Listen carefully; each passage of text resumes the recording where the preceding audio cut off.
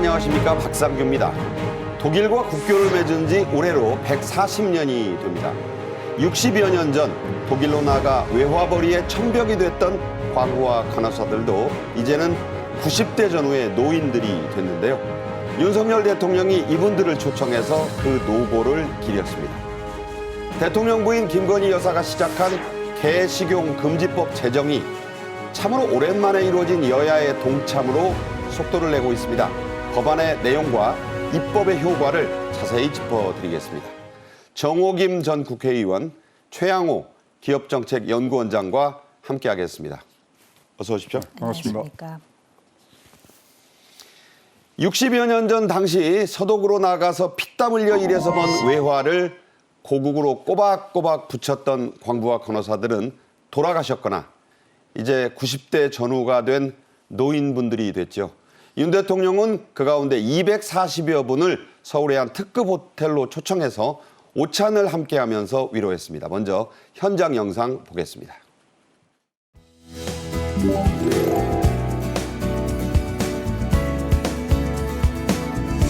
여러분의 삶이 곧 우리나라의 현대사였습니다.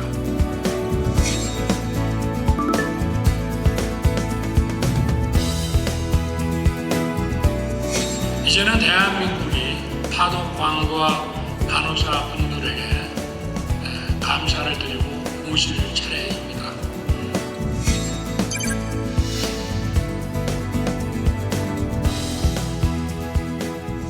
수령만리 2역에서 모국의 대통령을 맞은 우리 광부들은 말없이 조국을 외치며 감격의 눈물을 흘렸습니다.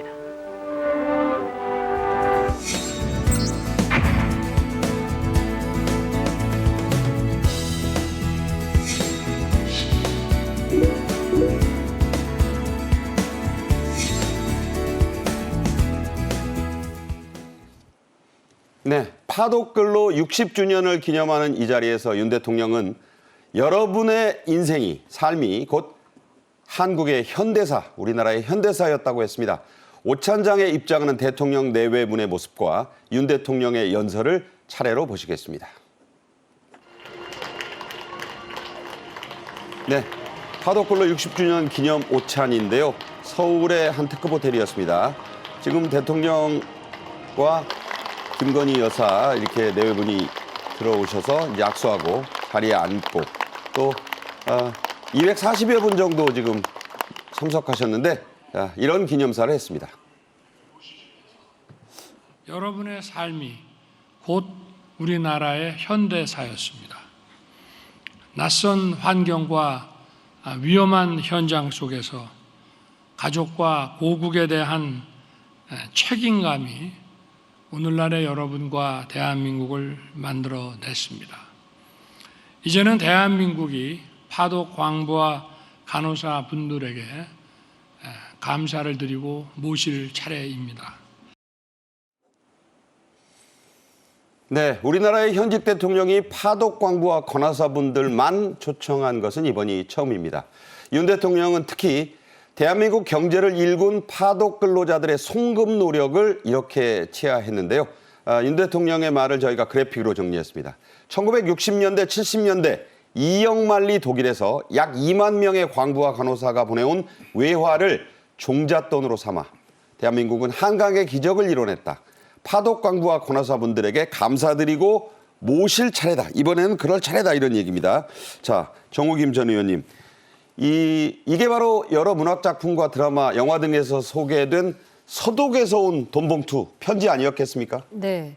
어떻게 보면은 길다고 볼 수도 있고 또 짧은 역사라고 볼 수도 있는데 60년 전 이야기입니다. 그렇죠. 그런데 그때 우리나라가 전쟁의 폐허에서 아프리카의 소말리아에 비유되던 그런 시절이었습니다. 그러니까 자원도 없고 오로지 인간들만 있고 또 전쟁의 폐허에서 그 조그만 나라가 냉전의 한 귀퉁이에서 열전을 치른 이후이기 때문에 네네. 상당히 열악한 환경에 있었습니다. 근데 오늘날 우리가 이렇게 그 정치 발전이라든지 경제 발전을 이룬 데에는 특히 정치 민주화에 대해서 많은 사람들이 얘기하는데 네. 그 정치 민주화를 이루기 위한 하나의 토대가 경제 근대화였거든요. 네. 근데 경제 근대화에 있어서 그 1960년대에 독일로 간 광부 그리고 간호사분들의 역할에 대해서 물론 영화나 드라마나 또는 책을 통해서 우리가 간간히 알고 있지만 바로 대한민국의 현대사를 그 사실을 정확히 알고 상기한다는 차원에서 굉장히 중요한 인물들입니다. 이렇게 우리의 현대사에 있어서 이름은 없지만 그 큰 족적을 이룬 그런 그 기여자들이라고 볼 수가 있는데요. 그 당시 우리가 이제 박정희 정부에 산업화를 이루기 위해서는 종잣돈이라도 있어야 되잖아요. 뭐 시드머니 영어로 그렇게 말하죠. 그렇습니다. 그러기 위해서는 다른 나라로부터 돈을 빌려야 되는데 독일로부터 차관을 많이 빌렸습니다. 근데 이제 독일이 우리에게 차관을 주면 그럼 그 대가로 무엇을 할 것인가?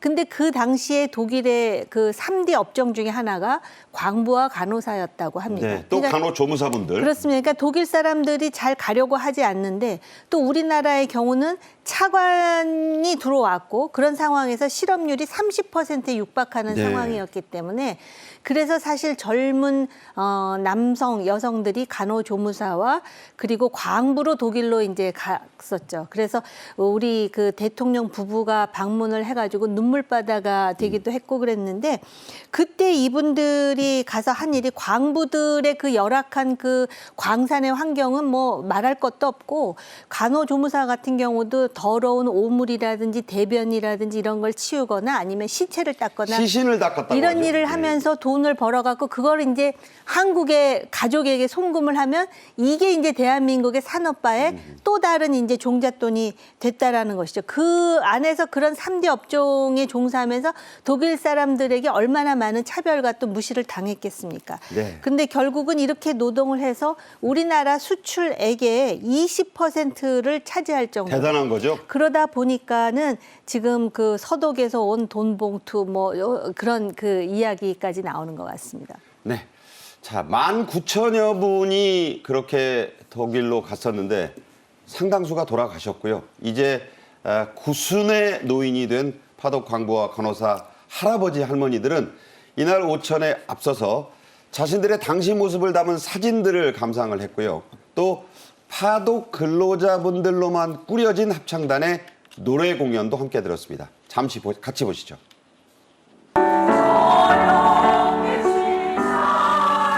네, 60주년 기념 공연에 이제 저 합창 단원분들이요. 멀리서 보면 이렇게 젊은 분들이 있는 것 같은데 가까이 가서 보면 할머니, 할아버지들이에요. 이분들이 80대 중반에서 90대 중반에 이른다고 하니까 놀라운 일입니다. 네.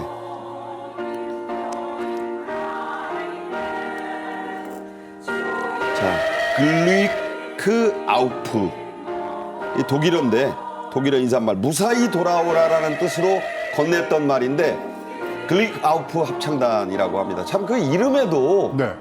참 그 절절한 사연이 배어 있죠. 어떻게 보셨어요? 광산에 들어가기 전에 글리크아프 무사히 돌아오라 그랬는데 사실 뜻은 살아서 만납시다라는 애절함이 거기 들어가 있는 거예요. 아. 그러니까 지금 나오신 분들의 지금 평균 연령이 78세라 그러는데 사실 저분들이 독일이 그때 굉장히 경제가 부흥돼 있었거든요. 라인강의 기적이라 그랬잖아요. 라인강의 기적을 한강의 기적으로 이것을 갖고 오신 분들이거든요.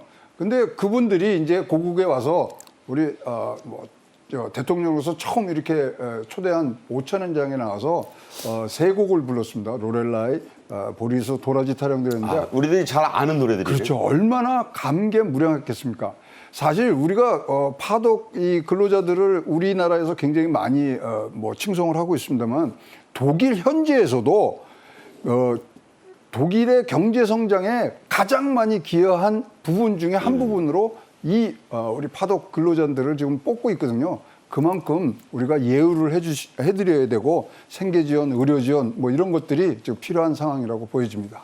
네, 최영호 원장님 말씀대로 글릭 아우프 무사히 그 말 속에는 그저 살아서 보자 이런 절박한 그 아주 절절한 의미가 있다는 말씀을 하셨어요.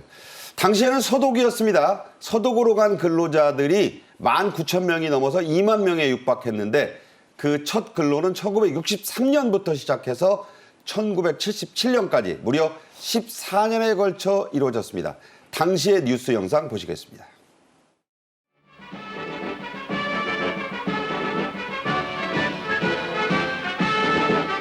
정부는 근로자 해외 출가 계획의 하나로 서부독일에 탄광 근로자를 파견하고 있는데 3월 18일부터 28일까지 제4진 540명을 파견했습니다.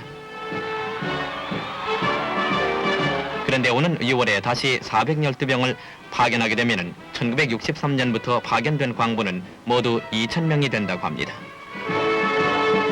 서부독일에 파견된 우리 광부는 함보나 에슈바일러, 크로크나 에센 탄광에서 일하고 있는데 이들은 독일 광부들과 동등한 대우를 받고 있으며 월 수입은 650마크에서 950마크까지 된다고 합니다. 따라서 이들은 월 평균 100달러 정도를 가족들에게 송금까지 할 수 있다고 합니다. 네, 영화 국제시장 보신 분들 많을 텐데 여기서 주연인 황정민 씨가 친구 오달수 씨와 함께 파독광부에 지원하면서 황정민 씨가 쌀가마니를 번쩍 들어올려 합격하던 장면 기억하실 겁니다. 당시에 광부나 간호사들은 체력뿐 아니라 학력도 대졸 이상, 명문대 출신도 많았고요. 합격하기가 대단히 까다로웠습니다. 이유는 서독에 가서 광부나 간호사를 하면 월급이 한국에서보다 월등히 많았고 외화로 받아서 환차익도 거둘 수 있었기 때문인데 100달러가 대단한 돈이었죠? 그럼요. 그때만 하더라도 아까도 말씀드렸듯이 여기서 고학력자라 하더라도 어디 취업할 때가 마땅치 않은 그런 상황이었기 때문에 너도 나도 독일로 가려고 경쟁률도 굉장히 네, 그 장면 높았던 나오네요. 지금 것으로. 황정민 씨. 저 영화 장면입니다. 네. 그래서 상당히 그 고학력자뿐만이 아니라 일단 가는 것 자체가 상당히 그 행운이었다. 물론 가가지고 고생은 이루 말할 수 없이 했지만 그리고 일단 거기서 급여를 받게 되면은 우리나라 수준보다 훨씬 높기 때문에 몇 년만 고생하면 한 달에 뭐 100달러씩 집에다 송금 플러스 거기다가 이제 몇 년 고생하고 집에 한국에 돌아오면 집을 살 수 있는 네. 그러니까 이제 너도 나도 독일로 가려고 했었고 첫 해에 500명을 모집하는데 거의 뭐 5만 명이 5만 명이요? 네. 지원을 할 정도로 지원율이 굉장히 높았다라는 것을 알 수가 있습니다. 그래서 이러한 것은 하나의 역사적인 사실이잖아요. 근데 저 국제시장이 상영될 때 그 일각에 특히 좌파 일각에서 국뽕 영화다 그러면서 폄훼하기도 했었는데 그랬죠. 일단 우리가 역사적 사실은 그 사실 그 자체로 받아들이고 인정할 것은 인정하는 그런 차원에서 이 독일로 간 광부라든지 또 간호조무사뿐만이 아니라 또 70년대에 또 월남에 가서 근로했던 사람들이 있었고 네네. 또 70년대 말에 중동에 가서 근로했던 분들이 있잖아요. 이런 분들이 그 또 우리나라 사람들이 굉장히 근면하기 때문에 열심히 일해가지고 송금한 그 돈이 한국의 경제 발전과 또 우리의 어떤 국격을 높이는데 그리고 나아가서 경제적 토대 위에서 정치적 발전을 이룬 하나의 그 기반이 되었다는 사실을 이제는 인정할 때라고 생각을 합니다. 네. 자, 탄광의 끝을 막장이라고 하지요. 서독에도 광장 현장은 열악했습니다. 거기서 그렇게 열심히 일하면서도 엘리트 출신 광부들은 주경야독으로 열심히 일을 했고 기술까지 습득했고 또 나중에는 그 학위를 따서 박사가 된 분들, 교수가 된 분들도 많았습니다. 당시 모습 영상으로 보겠습니다. 또한 선진기술 습득에 열중하고 있는 이들은 보시는 바와 같이 최신 시설을 갖춘 탄광에서 안전하게 일하고 있습니다.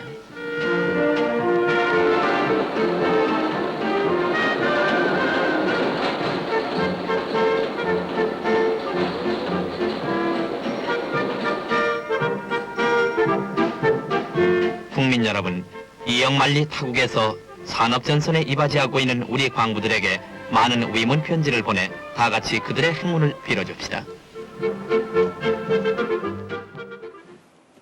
네, 58년 전에 대한 뉴스였습니다. 자, 저분들 중에는 돌아가신 분들도 많겠죠. 또 그 후손들이 보면 가슴이 뭉클하지 않을까 싶은데 이분들이 당시 우리 경제개발의 초석이었습니다. 당시 서독이 이룬 유명한 라인강의 기적을 한강의 기적으로 바꿔낸 데는 이분들의 공로도 매우 컸다. 이렇게 봐도 되는 거죠? 그렇습니다. 뭐 아무것도 가진 것 없던 한국. 그래도 한국 전쟁이 끝난 다음에 아무것도 초토화된 상황에서 이렇게 외국에서 이런 외화를 벌이를 해서 한국으로 보낸 부분. 자, 얼마나 많이 보냈냐면요. 사실 600마르크라는 게 160달러인데요. 그 당시에 우리나라의 1인당 개인 소득이 107불이었습니다. 그러니까 한 달에 이만큼을 버는데 평균 송금액이 80%가 넘습니다. 네. 그러니까 자기가 살 수 있는 아주 최소한의 돈만을 빼고서는 다 송금을 됐고요. 얼마나 많이 보냈냐면 1967년도 같은 경우에는 서독파견의 간호사들이 송금한 것만 보면 한국 상품 수출액의 36%를 차지합니다. 대단한 거죠. 어마어마하네요. 네. 그럼 무역의 수입의 30% 정도가 지금 됐고요. 그러다 보니까 이것은 전 수출의 2%까지 우리가 차지했던 그런 진짜로 종잣돈 중에 종잣돈이 돼서 우리나라 국가 발전에 큰 토대가 됐고요. 뭐 다시 한번 말씀드립니다만 라인강의 기적이 바로 한강의 기적으로 넘어오는 진짜 주춧돌이 됐다고 보여집니다. 네. 그야말로 뭐 시신 닦는 일도 했고 저렇게 육아, 수유 뭐 안 한 게 없다고 간호사분들의 고생도 그렇게 들었어요. 네, 당시에 사실 독일도 필요한 부분들인데 1961년도에 베를린 장벽이 이제 세워지지 않습니까? 그러니까 동독에서 사람들이 안 오는 거예요.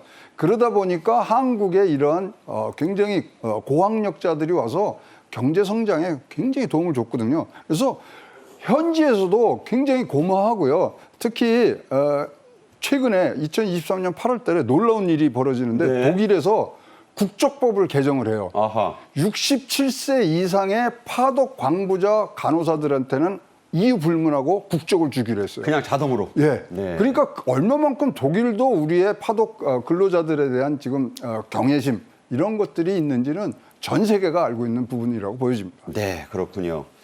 그래서 1964년 12월 당시 박정희 대통령 내외는 리브케 당시 서독 대통령의 초청으로 방독을 합니다. 일정을 쪼개서 파독 광부들과 간호사들을 박 대통령 내외가 직접 찾아갔는데요. 당시 영상 보겠습니다. 함보른 광산을 방문했습니다.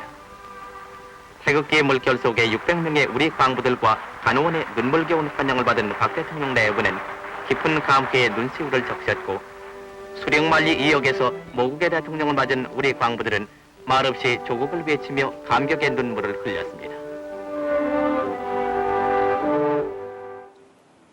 네, 축구팀으로도 잘 아실 듀이스부르크주의 함보른의 광산입니다. 그 강당에 모인 서독 광부와 간호사들 앞에서 박정희 대통령은 나라에 힘이 없어서 여러분들을 이 이영만리 타국에 고생시키려 보냈다면서 손수건을 꺼내 눈물을 닦았습니다. 이 장면을 보고 대통령 내외도 울었고 광부와 간호사들도 함께 울어서 이 강당 안이 순식간에 울음바다가 됐다고 하죠. 네. 그러니까는 더군다나 광부로 그리고 간호조무사로 고생하는 내 나라의 국민을 대통령 내외가 보면서 그 뭉클함이 어떠했을까를 상상하고도 남습니다. 왜냐하면 우리가 아무 그런 거 없이 외국에 나가서 아리랑이나 애국감만 들어도 가슴이 네. 뭉클한데 그 고생하는 내 나라의 국민을 보는 지도자의 마음이 어땠을까를 생각하면은 그래서 영부인이 그 당시에 저렇게 눈물을 훔치고 또 선물로 가져간 그 담배와 크림빵, 그 눈물 젖은 파고다 담배와 크림빵을 아마 지금 그 독일에서 고생하다 오신 분들은 잊지 못할 것 같다는 생각이 들고요. 저기서 제가 한 가지 이게 비교가 적절한지는 모르겠지만요. 네네. 북한이 어려운 상황에서 북한이 러시아나 또는 그 동유럽이나 또는 동남아시아나 중국의 뭐 벌목공이나 외화벌이로 노동자를 파견하잖아요. 근데 우리 같은 경우는 그 어려운 시절에 어쨌든 자기가 종잣돈을 모아서 가족에게 보내갖고 자기 가족이 살게 함으로써 경제가 일어난 거잖아요. 네. 근데 지금 북한은 어떻게 하냐면은 철저하게 당성 높은 사람들을 외국에 외화벌이를 시키면서 그중에 상당액이 권력의 손으로 들어가거든요. 그렇죠. 그러다 그러다 보니까 북한은 이 2023년이 되도록 대동강의 기적이라는 걸 만들지 못한다는 네. 거예요. 그러니까 자본주의와 저 가짜 공산주의죠. 사실 공산주의라고 보기도 어려운 1인 치하의 독재 정권이잖아요. 그런 차원에서 우리가 많은 것을 느끼게 하는 부분이고 저런 역사를 또 우리의 후대에게도 정확하게 가르쳐가지고 한국인이 어떤 잠재력이 있는지를 보여주는 게 상당히 중요할 것 같습니다. 네, 당시 12월이어서 유교사가 그 쇼를 당시 유행하던 쇼를 걸친 장면이 나오는데 그림 보셨지만은 그 남자 여자 할 것 없이 한복을 꺼내 입었어요. 고국에서 가져온 한복을 간직해 오다가 대통령 내외가 오셨다니까 꺼내서 입었던 그런 모습이었습니다. 박정희 대통령 내외는 광부들의 숙소를 일일이 돌아봤는데 고국에서 가져간 선물들을 건넸습니다. 어떤 선물이었는지 영상으로 보겠습니다. 박 대통령 내부는 광부들의 숙소를 두루 시찰하며 이들의 생활을 일일이 살폈고 파고다 담배 등 모국의 선물을 전하면서 이들의 향수를 달랬는데 이날 박 대통령을 맞은 광부들은 친부모를 만난 것처럼 기뻐했습니다. 자, 박정희 대통령이 파고다 담배 세갑. 지금 나이 드신 분들 다 기억하실 거예요. 파고다 담배 세갑. 3립 크림빵 한 개씩을 광부들에게 일일이 대통령이 나눠줬다고 합니다. 이거 파격적인 모습이었고 지금 들으면 애괴할지 몰라도 그렇죠. 그거 대단한 선물이었죠. 지금 뭐 저거는 뭐 진짜 감동을 받을 수밖에 없는 부분들이고 고향의 맛, 고향의 향기, 고향의 정치가 가득 담기고 고향의 국민들의 성원이 담겨 있던 그런 선물이라고 보여지고요.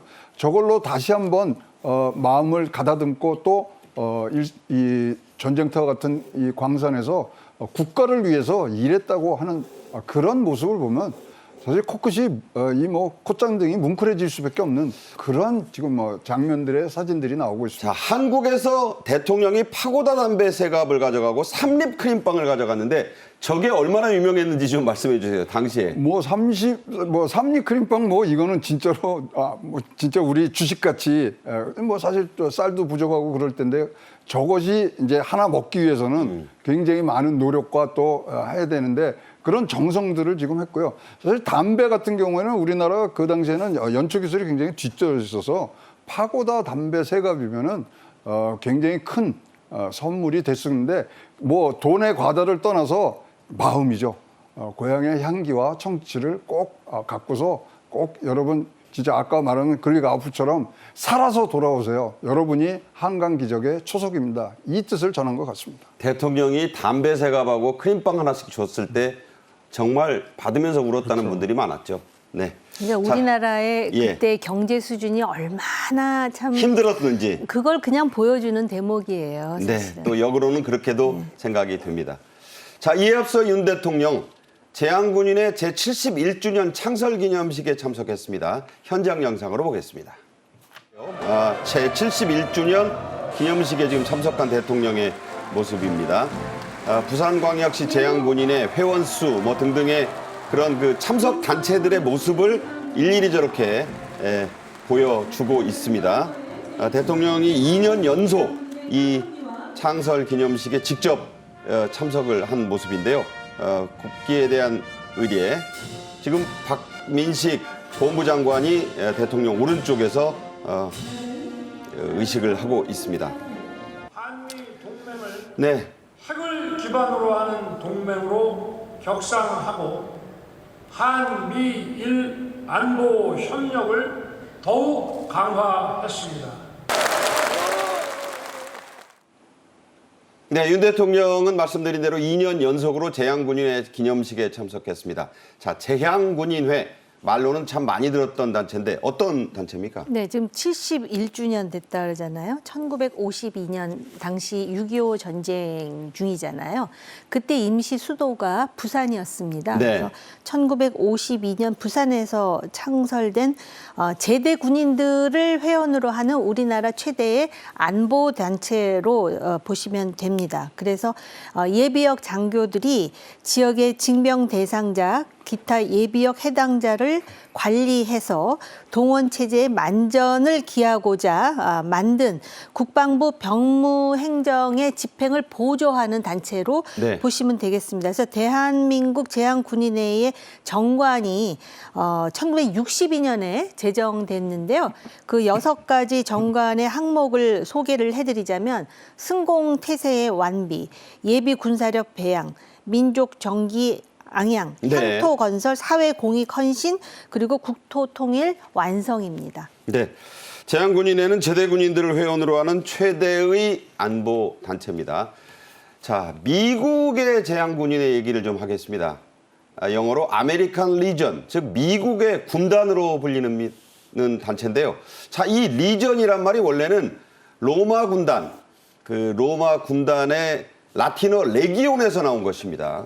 지부가 15,000여 개, 회원 수가 2023년에는 300만까지 불어났는데 참 거대한 조직입니다. 미국이 인구가 많지만 미국의 국방정책 결정, 자, 다시 말해 펜타곤의 결정에도 결정적인 영향력을 행사한다. 대단한 단체네요. 그 제한군인회를 무슨 아메리칸 무슨 베테런스 어소시에이션 이렇게 하질 않고 리전이라는 표현을 쓰잖아요.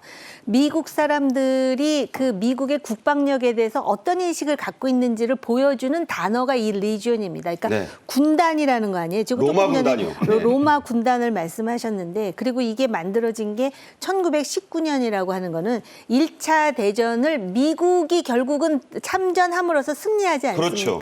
그리고 나서 만든 아메리칸 리전입니다.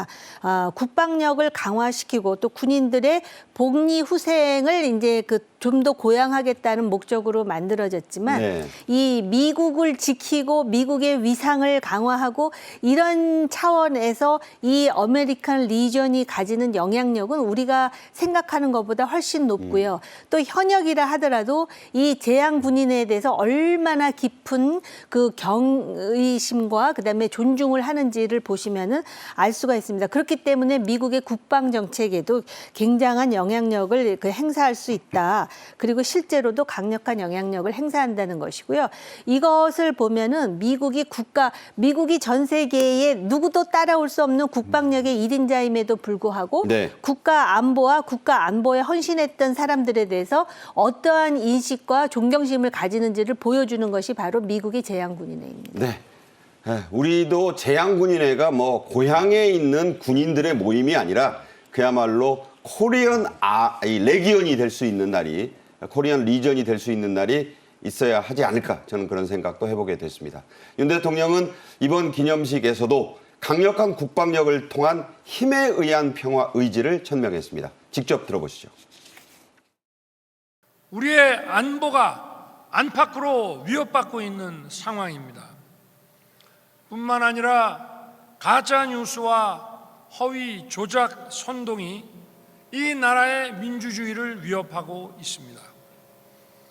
자유 대한민국에 대한 확고한 신념을 가진 여러분께서 이 나라를 지켜내야 합니다.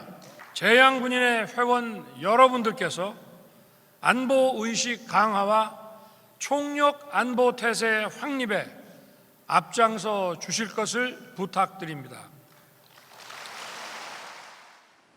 네, 들으신 대로 윤 대통령은 특히 가짜 평화가 활개를 치고 있다면서 일각의 유화 움직임을 강력히 비판했습니다. 자, 어떻게 들으셨어요? 아니, 그러니까 가짜 평화론이 이게 맞는 게요. 사실 저번 정권에서 보면 안보리 제재를 빨리 선제적으로 해결해야 뭐 협상에 나온다. 그다음에 유엔사 해체하자. 그다음에 종전선언하자. 그다음에 이제 뭐 여러 가지 지금 뭐 방위 훈련을 축소하라는 등등을 했는데 이것이 사실 포장지로 감싸는 거지 본질적인 것이 안 되거든요.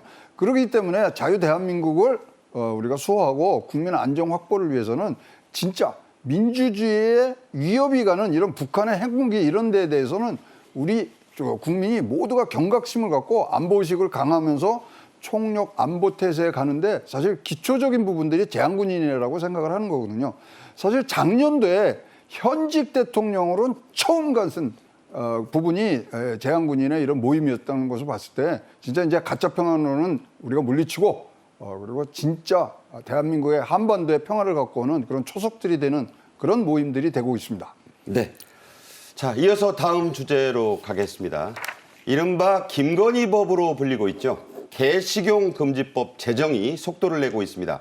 김건희 여사는 지난 8월 30일에도 개식용 종식을 위한 국민행동의 기자회견장에 깜짝 등장해서 이런 소신을 밝혔는데요. 그 내용을 저희가 정리해 드리겠습니다. 네. 김 여사는 8월 30일 기자회견에서 반려동물과 우리 인간이 친구가 되고 공존해야 하는 시대입니다. 더 이상 불법 개 식용은 없어져야 한다고 생각합니다. 개 식용이 종식될 때까지 동물 보호 운동에 운동을 하고 노력할 것을 약속드리겠다 이렇게 얘기를 했는데요. 자, 정우김 전 의원님, 이 법이 김건희 법으로 불린 것은 어떤 그 첫 신호탄을 쏘아 올렸다는 점에서 그렇게 지금 호칭이 붙은 것 같아요. 네, 그 대통령 부인이 특히 그 개들의 어떤 그런 그 동물권에 대해서 깊은 관심을 가지면서 그걸 이제 피력했는데 공교롭게도 이 개식용 금지법과 관련해 가지고 지금 그 우리나라 정치권이 상당히 지금 갈라서 있음에도 불구하고 네네. 이 문제와 관련해서는 초당적인 의지를 보여주고 있다라는 점에서 이 개식용 종식을 위한 입법이 이것이 구현이 되면은 상당히 그 긍정적인 네. 선례가 될 것이다라는 그런 부분에 대해서 조심스럽게 기대를 해보고요. 그다음에 두 번째로 우리나라에는 그러나 개식용 문화가 상당히 오랫동안 있어 그렇죠. 왔습니다. 네네. 그렇기 때문에 이 지금 그 개식용을 사업으로 하는 영세업자들이 이 개식용 사업을 포기할 때 그 받아야 되는 그러한 그들의 비용에 대해서 어떤 식으로 이제 그 지원을 해줄 것인가에 대해서도 현실적으로 좀 생각해 볼 부분이고요. 또 하나는 지금 우리 나라가 사실은 이제 뭐 K 문화, K 컬처, 뭐 K로 시작되는 그래서 이렇게 외국에 나가 보면은 한국인에 대해서 벌써 보고 있는 이 눈빛조차도 달라진다는 걸 느낄 수가 있을 정도입니다. 그렇기 때문에 전 세계적으로 이 환경 보호 그리고 동물권 그리고 개식용 문화를 종식시켜야 된다라는 여론이 우리나라에서도 이제 훨씬 높습니다. 그렇기 때문에 그런 의미를 살려서 일단 의제가 된 만큼 또 제안이 된 만큼 긍정적인 결과와 그 과실을 볼 수 있는 그런 그 개식용 금지법이 되었으면 하는 개인적인 바람이 있습니다. 네. 과거에 그 영화 배우, 특히 미국의 영화 배우, 헐리우드 영화 배우를 얘기할 때 MM, 뭐 BB 이렇게 부른 배우들이 있었어요. MM은 잘 아시는 대로 마릴린 먼로입니다. BB가 누구냐면 브리짓 바르토인데 이 프랑스 여배우가 한국에서는 개를 먹는다면서요. 이 말을 해서 수십 년 전에 우리나라가 참 망신을 산 적이 있었죠. 좀 옛 얘기다 싶지만 김건희 여사는 그동안에도 개식용 종식에 대한 메시지를 적극적으로 알려왔습니다. 지난 7월에는 서울 용산 어린이정원에서 세계적인 환경운동가죠. 제인 구달 박사를 만났습니다. 그때 개식용 문화 종식에 대해서도 한 목소리를 냈는데 당시에 모임이 많은 화제가 됐죠. 그렇죠. 제인 모리스 구달 박사는 사실 침판지 행동 연구의 세계 최고의 권위자 아닙니까? 근데 이 내용이 뭐냐면 동물과의 감정이입이 있을 때 친분이 생기다는 거죠. 근데 우리 개와 인간은 4만 년간의 동반자거든요. 4만 년이라는 예, 겁니까? 호모 사피엔스 때부터 이게 나오는 동반자였기 때문에 감정을 이입을 했을 때 어떻게 이게 개고기를 우리가 식용으로 할 수 있느냐 이런 부분들을 같은 맥락에서 지금 공감을 가졌던 부분들이 있고요. 지금 국립생태원에 가면은 제인 구달길도 있습니다. 그래서 감정이입이라는 차원에서 봤을 때 동물과의 교감 이런 차원에서 봤을 때 개식용에 대한 그런 문제점들을 충분히 지적을 했다고 보여집니다. 네. 윤 대통령 부부의 반려동물 사랑, 특히 반려견 사랑은 익히 알려져 있죠. 한 지상파 유명 프로그램에 직접 출연했을 때 모습 직접 보겠습니다. 네, 저는 아이들의 엄마 김건희입니다. 네. 저 특정 방송을 좀 언급해서 안 됐습니다만 SBS의 그 동물농장이라는 프로그램이었고요. 당시에 저 대선 전이었습니다. 저게 그때 이제 저런 모습이 근데 정말 개를 반려동 견으로서 사랑을 주고 정말 진심으로 또 아끼고 기다려주고 본인이 개 엄마라고도 품어주고 얘기를 했고요. 그게 더 네. 익숙하고 그러면 머리나 목 이런 데 만져주면은 자꾸 피하더라고. 그러면서도 또 내가 소파에 이렇게 기대고 누워있거나 이러면 또 옆에 와서 내 팔에다가 턱도 기대고. 그래서 일부러 굉장히 많이 이렇게 쓰다듬어주고 안아주고 했어요. 근데 또 아빠가 워낙 강아지를 좋아하니까 아빠 옆에 가. 네. 김건희 여사는 실제로 동물이 학대받는 장면을 TV나 뭐 영화 같은 데서 보면 잠을 못 이룬다는 얘기가 있습니다. 윤 대통령 부부는 유기견인 나래, 올리, 또 여기에 반려묘라 그러죠. 고양이 5마리까지 해서 11마리의 반려동물을 키우고 있는데 대부분이 또 유기견들이에요. 네. 우리가 이제 개식용에 대해서 얘기를 하고 있는데, 이 시대가 바뀌면서 상당히 반려동물을 키우는 사람들이 늘어났습니다. 그래서 반려동물에 대한 국회 차원의 관심도 굉장히 높은데요. 또 그러다 보니까 반려동물을 학대하거나 또는 유기하는 또 사례도 심심치 않게 나타나고 있거든요. 예. 그런데 지금 대통령 부부가 개 6마리 그리고 고양이 5마리를 키우는데 유기견, 유기묘도 지금 포함되어 있는 거거든요. 그리고 실제로 지금 그 유기 동물에 대한 그런 관리라든지 이런 부분도 지금 점점 심각한 문제로 대두되고 있는 만큼 그렇죠. 이것을 좀 포괄적으로 이거 어떻게 보면은 그 사회의 어떤 그 격 내지는 그 문화의 어떤 품격과도 연동되는 부분이 있습니다. 그래서 차제에 개식용 금지법이 이제 관철되는 이러한 그 과정에서 그런 부분까지도 좀 그 포괄적으로 그래서 동물권 그리고 환경운동 뭐 이런 얘기를 조금 전에도 했었는데 그런 차원에서 한국이 좀 더 이 수준이 격상되는 하나의 문화적 계기가 되어야 될 것 같습니다. 네.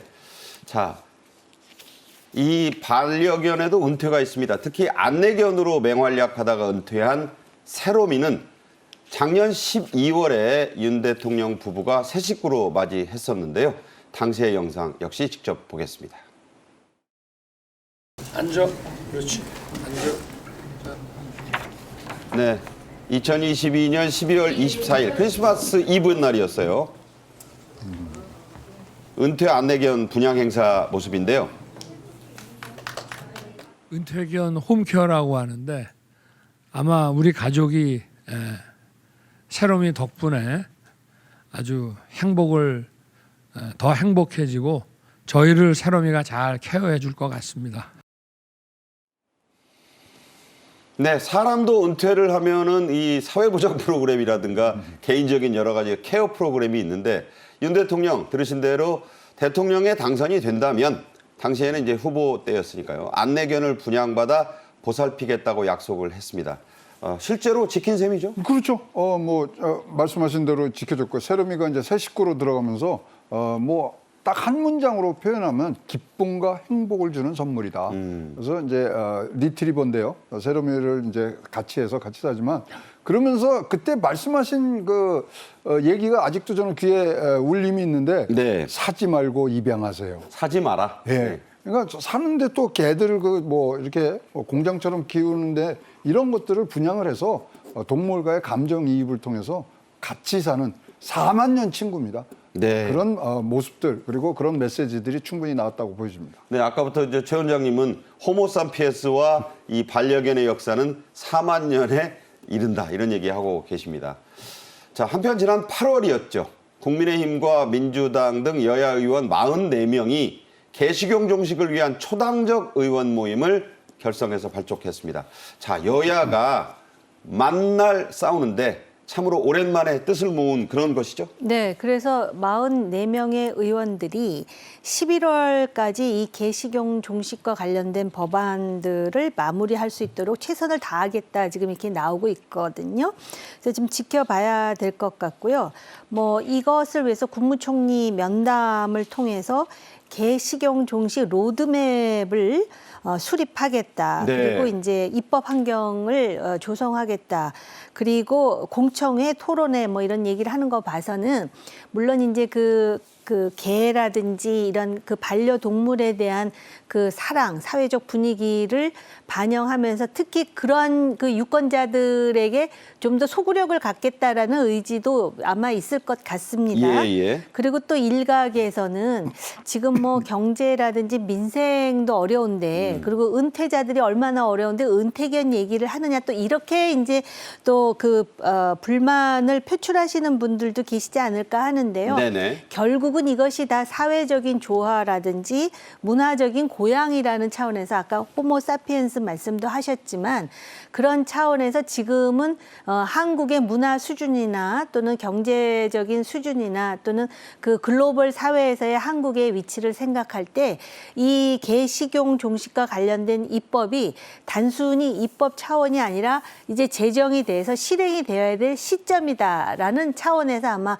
여야가 44명이나 이렇게 그 뜻을 모으고 있는 게 아닌가 이런 생각이 들었습니다.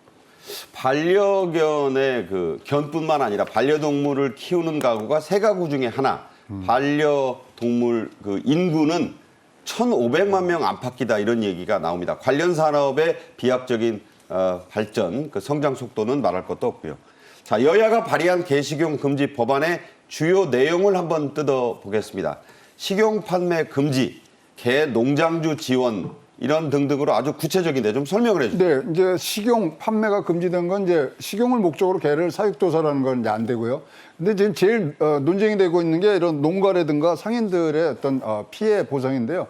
그것을 지금 8에서 15년간으로 좀 해달라는데 지금 굉장히 많은 노력들을 하고 있습니다. 특히 이제 사육 중인 개는 이제 지자체 또는 민간 보호당으로 가는데요.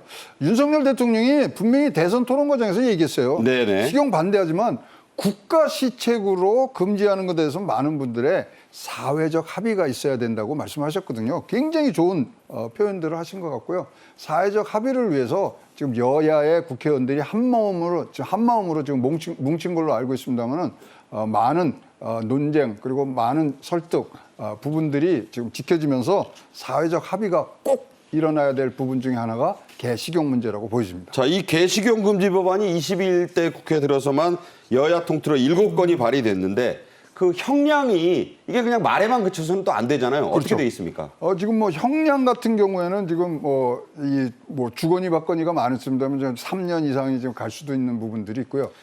그러나 지금 가장 첨예하게 붙은 것은 피해 농가들을 어떻게 지금 보상하느냐 부분들이 지금 있습니다. 그래서 그 부분들의 사회적 합의가 진행이 된다면 크게 문제가 없이 국민적 합의가 될 일이라고 지금 보여지고 있습니다. 네, 7건의 경우에는 그 개의 도살 처리와 식용 사용 판매 금지 행위를 어기면 3년 이하의 징역 또는 3천만 원 이하의 벌금형에 처한다는 쪽으로 의견이 모아지고 있다. 이렇게 말씀드릴 수 있겠습니다. 자, 아까도 얘기가 나왔지만 개고기를 지금도 생산하고 파는 그 이해 당사자들이 꽤 계세요. 또 동물보호단체 사이에서도 이견이 여전합니다. 중민적인 합의를 이끌어내는 게 중요하겠죠?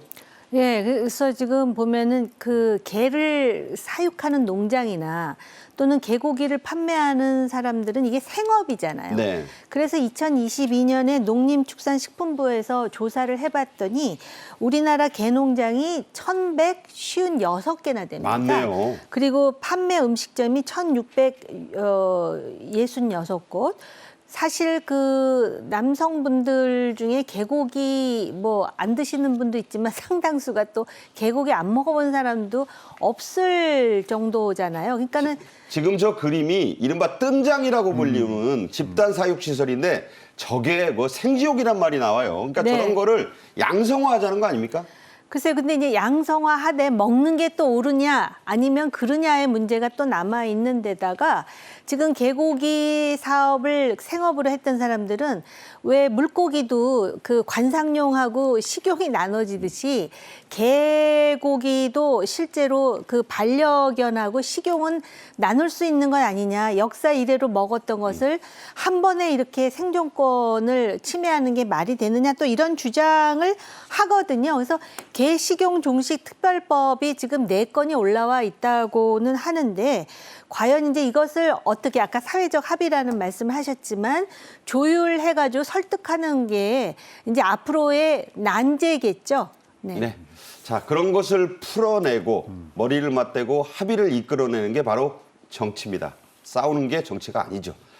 최근 8월 4일부터 16일까지 온라인 여론조사를 해봤더니 우리 국민의 절반 이상, 과반수는 개식용을 법으로 금지하는 것에 찬성했죠? 네, 86.3%라는 아주 압도적인 숫자로 지금 먹지 않을 것이다라는 얘기를 했고요.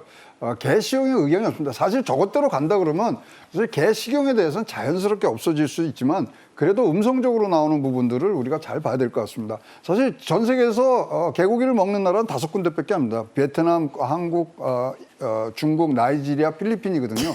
근데 네. 그 나라마다 다 지금 개식용 금지의 법안들이 착착 나오고 있습니다. 대만 같은 경우는 2017년에 식용 금지까지 나왔거든요. 이런 전체적인 글로벌 스탠다드에 맞는 부분들로 가고 있고요.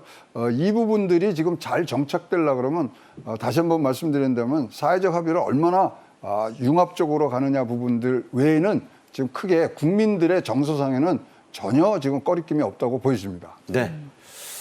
개를 먹느냐 마느냐의 문제가 아니라 우리나라가 지금 뭐 아시안 게임에서도 2위, 3위 다투고 있고 금메달도 뭐 그렇습니다. 선진 종목에서 많이 따는 나라에서 더 이상 그 서양 여배우가 한국에서는 아직도 개를 먹어요? 뭐 이런 말을 듣는 문화 자체도 좀 생각을 해봐야 된다. 물론 우리나라 뭐 푸들이나 그런 말티푸 같은 그런 개 먹는 나라는 아니잖아요. 그렇습니다. 지금 식용으로 키워서 갔기 때문에 또 우리나라 축생물위생관리법이란다 축산법에 의해서는 먹을 수가 있는 부분들이 있는데 이제 그거는 아니죠. 네. 감정이입이 된 반려견입니다. 네.